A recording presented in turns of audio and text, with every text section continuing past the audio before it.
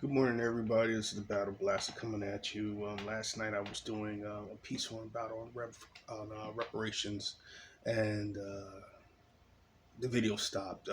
It timed out. So right now I'm going to finish off with part two. This is Chuck Todd's Meet the Press. You're going to see another interview about why these people don't want us to have reparations. So let's check on into it, shall we? So we're gonna get into this real quick. Kelly needs new floors. Sorry about this, So y'all. she went to the flooring experts at LL Flooring. So let's see what happens. Let's get into it, shall we?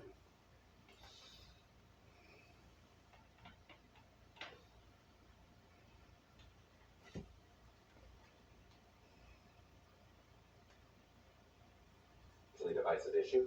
A Pew Research poll taken in late 2021 found that by a more than 2-to-1 margin, America.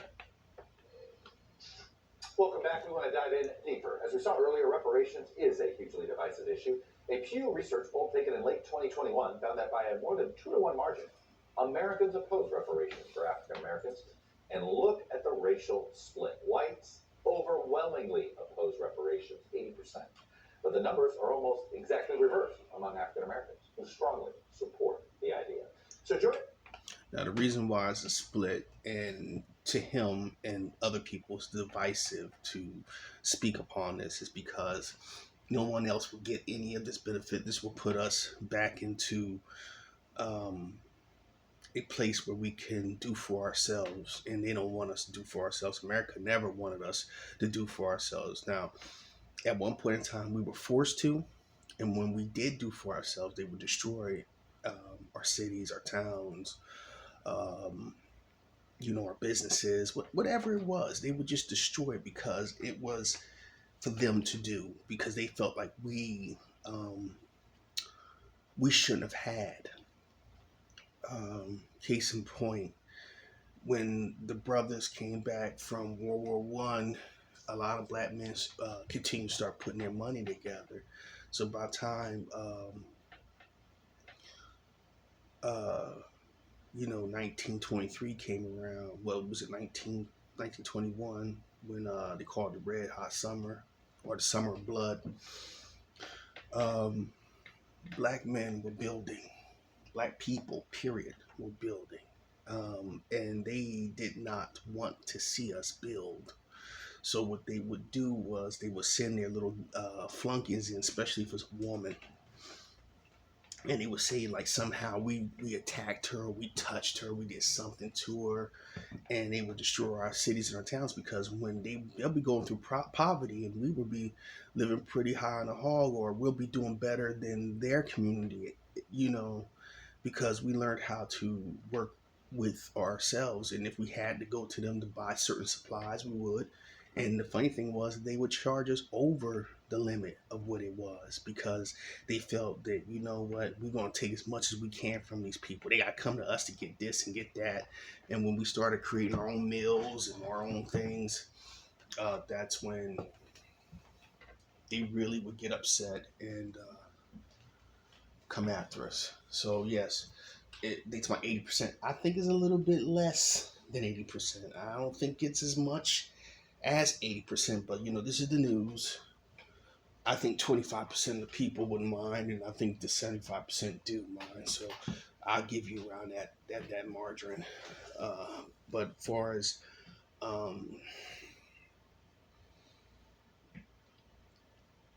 yeah, we do want it, and I do know some black people who sits up against it. Like we just showed earlier, a bunch of coons, a bunch of people who sit back and say, "Oh yeah, I don't want reparations. My family, because if I get it, I'm afraid that the white man's not going to like me no more." Grow the fuck up, grow a pair of balls, and maybe, just maybe, you can do something for yourself. Joining me now is Cornell William Brooks. He's a professor of the practice of public leadership and social justice at the Harvard Kennedy School. He's also a former president and CEO of the NAACP. And Coleman Hughes is a columnist and host of the Society and Culture podcast, Conversations with Coleman. Both of you. All right, you see that guy right there? His name is Coleman Hughes. His name is not Coleman Hughes. His name is actually Coleman Cruz. He is a black, so-called Hispanic. You don't believe me? Trust me, look him up. His name is Coleman Cruz, not Hughes. He uses that name to try to fit in to our circle so he can see what's going on in our circles. I think he's more of a plan than anything. But this is the same man who sat on Capitol Hill talking about we don't need reparations, but you're Hispanic. If you sit there, look at his big ass head. You can tell he got a fucking Spaniard head. But check him out. And like I said, trust me, this dude right here, he's for the LGBT and everybody. But you know what? They send him in because he can infiltrate. He looks like us to a certain degree. This young man right there, don't trust him. He is a Hispanic male, and they don't like seeing us get anything. So let's get back into this, shall we? Agreed to essentially likely debate this issue with me as playing my role of moderator here. So, Cornell Brooks, let me start with you. You've been studying this for quite some time, and you've been working with some religious leaders to come up, I think it's fair to say, a modern blueprint of what you think. What would reparations look like in the 21st century? Make the case. That's right. So I had the pleasure and honor of working with both the National Council of Churches and the Union of Reform Judaism and a group of Harvard Kennedy School students, working with these large religious associations all across the country, representing over 40 million people, to create. Listen very carefully about this cat. He's working with people who are not black. A lot of them are white folks who he has to get an okay from to continue working, trying to get reparations. Dude, you don't have to do all that stupid stuff. You know what? Your people is where your muscle at. You know what I mean? So please stop with that. Stop trying to work with other people when it comes to us. We got to work with ourselves. A moral discourse on reparations. Why? Because we know that in many corners of our republic, it's being politically weaponized. And they're endeavoring to make, I'd say, three key points here. The first of which is, with respect to reparations, you often hear that the harm was too long ago, it's too expensive, and too impossible, or too difficult to do. What we find is the harm was not long ago, right? So in other words, yes, slavery ended in 1863 and 1865, but the convict leasing system, representing 1 million people enslaved, lasted up until the opening days of World War II, right? And all of these systems of oppression continue into the present, point one. Point two, with respect to reparations being too difficult. I want to know something here, Chuck, that's critically important.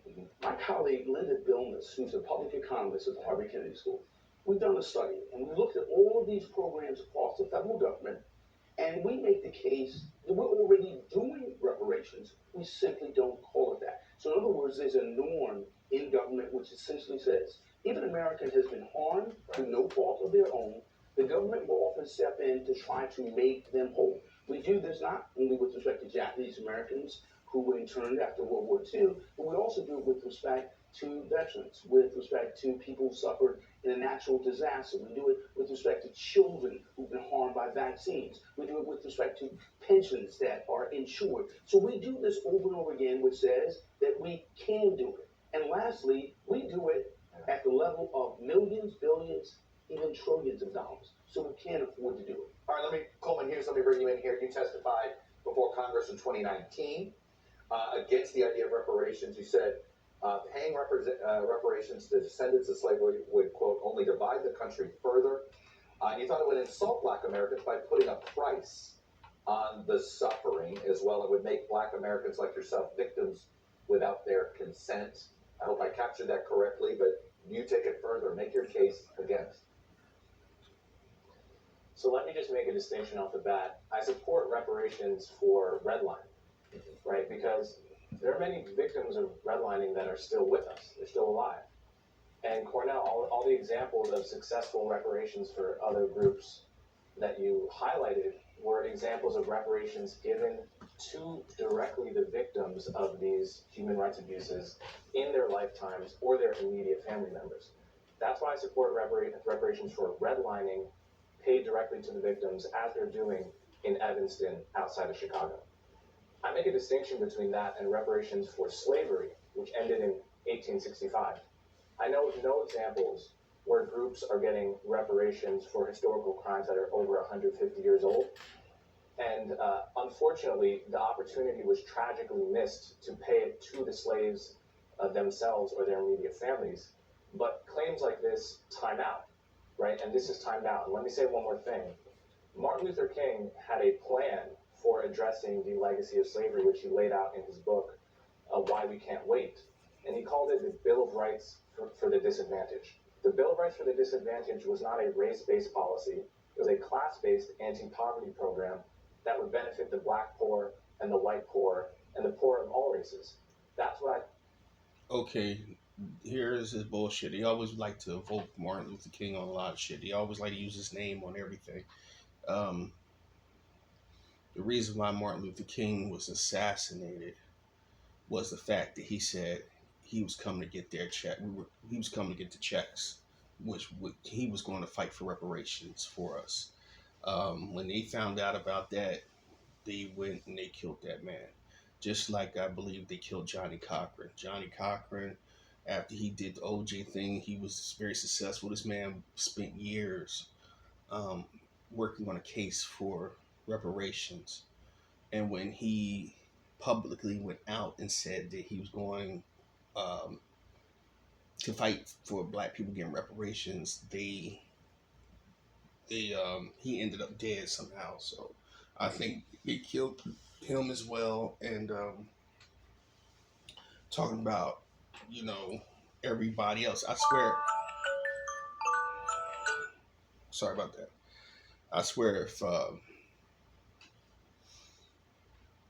if they would put Hispanics in, um, if they put Hispanics in with reparations and it was okayed for them to get at reparations along with us, trust me, he would be right there talking about, yeah, I believe in giving reparations, but only just to us, not the blacks, because the blacks has been a long time, and us, it's something new. No, you were never there. That's why when Tariq and them guys talk about lineage based, that excludes you. You have nothing to do with the suffering that our forefathers put up with. The deaths, the murders, the killings, the rapes, everything. That happened under slavery well way before Jim Crow. You know what I mean? So, and then we still endure certain types of murdering, and they still murder us. The police is just it's the Klan in uniform now. Out of uniform, but in the law enforcement uniform. Um, it's the point is here. This is the whole point. Coleman, Cruz. Use your real last name, Cruz. You're not a black man. Don't sit here and say you're black. You're Hispanic. You said it on TV. If I could find that soundbite, I would find it. Because before he even came out, like really speaking against black people, before reparations was even talked about, I remember seeing him on some damn show where he said his name's Coleman Cruz, and he was a Hispanic male, a gay one at that. So let's continue, shall we? Let's see if we can get where we gotta go. If this thing will get me back into where I was at.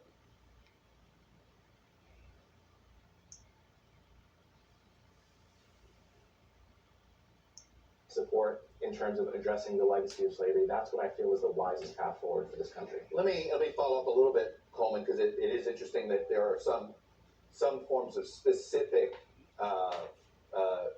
areas where you believe a reparation of sorts should be put there. What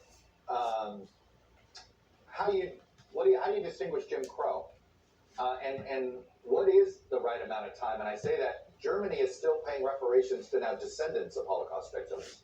So what is the timeline where you feel like where you would draw the line? Boom! Didn't I say that in the first part of the video? Germany still pays out to the Jewish people to this day, and they're continuing to pay out. Even the United States still pays Germany for something that we claim we had nothing to do with, and we claim that we rescued them from. How is you giving reparations to a group of people who you didn't harm them at all? At all. Let's get back at it. So I think reasonable people can disagree on this, and I don't claim to have the last word on the subject, but I think we can all agree reparations should be paid ideally in the lifetime of the victim.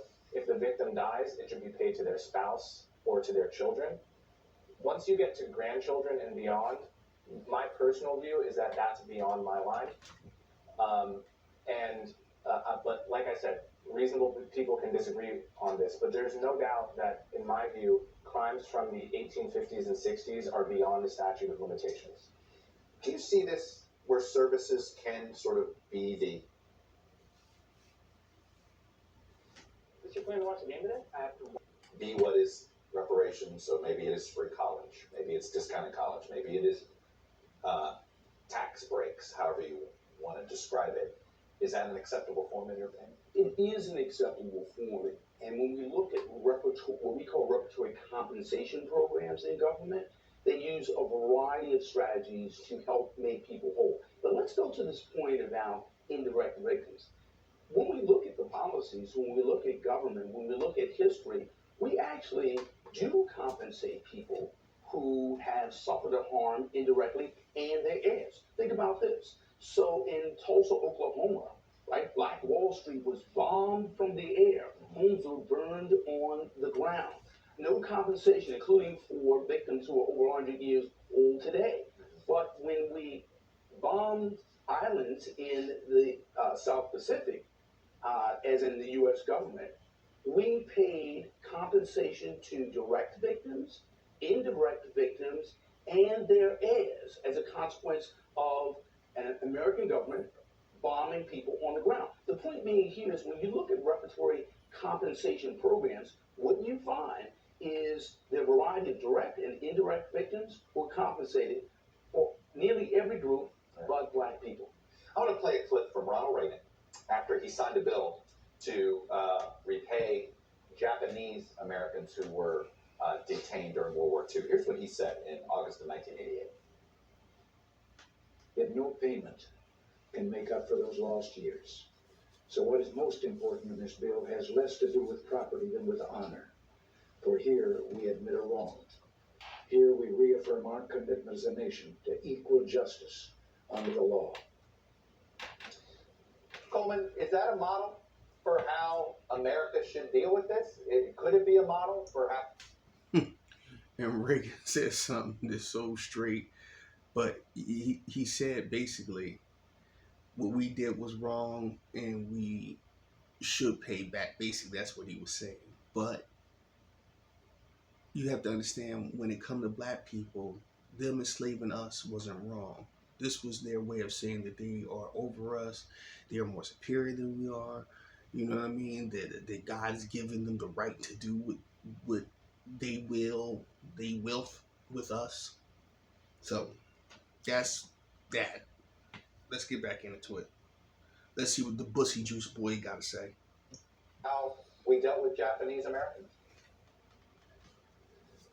Like I said, the opportunity was missed in the lifetimes of slaves. I know of zero examples of an ethnic group getting reparations 150 years after the crime in question. Now, when it comes to honor and symbolic apologies, I completely support those. I'd also like to point out many have been made, and almost none have been really accepted by the spokespeople for Black Americans. So, for example, both houses of Congress officially apologized for slavery and Jim Crow in 2008, 2009, The Senate officially apologized for lynching in 2004. Slavery is, of course, a state issue, as you know, and at least 8 different southern states have issued official apologies for slavery. We have a beautiful museum in the nation's capital, which opened with an extensive exhibit Real quick, he's a fucking liar, but go ahead on. on slavery in the Middle Passage, which was overflowing with patrons when it opened. I think we have made many gestures and symbolic gestures to give that sort of honor that Reagan was talking about. Hey, Cornell and Coleman, you guys are terrific, very polite debate on something that can be very divisive in our society. And that was the whole point of why we invited you guys here. Like I said, he talking about it's very divisive. There's nothing very divisive about it. It's divisive if you want to say anything's divisive. It's the fact that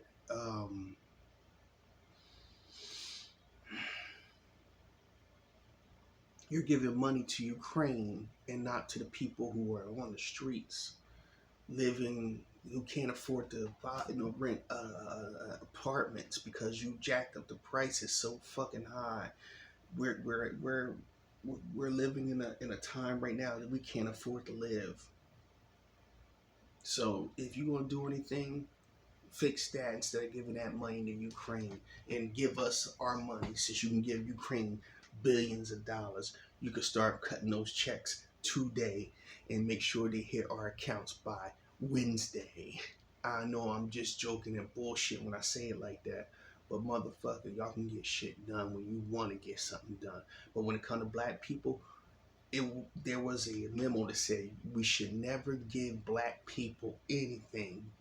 You can give them promises, but don't keep them. Give them hope. Bitch, I don't want hope. I want tangibles. My people need tangibles. You flooding our community out with a group of people who ain't even from around here. They're from another part of, I ain't gonna say a part of the country, but they're from the south of the border. You're allowing them in. You're allowing these racist ass fucking other races, because a lot of them Mexicans and shit and Spanish speaking folks are racist. You allowing these racist ass fucking Polish and whatever the hell these people are, these Russians, because that's what the hell they really are, over from Ukraine. Because part of Ukraine was a part of Russia at one time, you jackasses. You inviting them assholes over here to escape something. I think that I'm really putting 2 and 2 together. I think this is something just to get shit started from both sides. But you invited those people, and now you inviting the Chinese coming in through the south of the border. Why is the Chinese coming in from the south of the border? Has anybody ever thought about that? That's kind of weird. You know what I mean? So keep your eyes to all this, because they inviting all these people in to flood us out. The Spanish people are in our neighborhoods. The Arabs are in our neighborhoods, flooding us out, flooding out black people. All I gotta say is this, and I'm gonna end it with this. Black people, you have to grow up, because if you don't grow up, we're lost. And I look at this generation as a lost generation. A group of people who are cowards, who don't want to stand up. All they want to do is try to, lay around with other cultures and fight against their own. Stop fighting against your own. Buddy up with your own. Because the only way you're going to win this fight is we have to be together as one. All right, y'all. This is the Battle Blaster. There's a lot more to say, but it's early in the morning. I got to get dressed and I got to hit the work. So y'all go head on and have a beautiful day. And the Battle Blaster is out. Peace.